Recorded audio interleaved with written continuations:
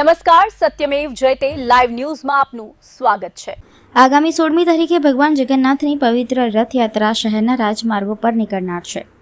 રથયાત્રાને સુરક્ષિત અને શાંતિપૂર્ણ રીતે સંપન્ન કરવા શહેર પોલીસ દ્વારા અત્યારથી જ સઘન તૈયારીઓ શરૂ કરવામાં આવી છે। તેના ભાગરૂપે આજે સમગ્ર રથયાત્રા રૂટનું ઉચ્ચ પોલીસ અધિકારીઓની હાજરીમાં નિરીક્ષણ કરવામાં આવ્યું હતું।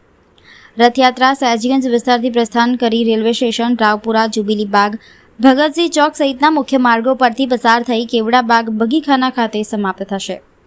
આ સમગ્ર રૂટનું શહેર પોલીસના joint police commissioner Nilesh Jhanjharia, additional police commissioner Sudhir Desai, zone 1 અને ઝોન 2ના ડીસીપી, ટ્રાફિક ડીસીપી, એસીપી કક્ષાના અધિકારીઓ તેમજ સ્થાનિક પોલીસ ઇન્સ્પેક્ટરોની હાજરીમાં નિરીક્ષણ કરવામાં આવ્યું।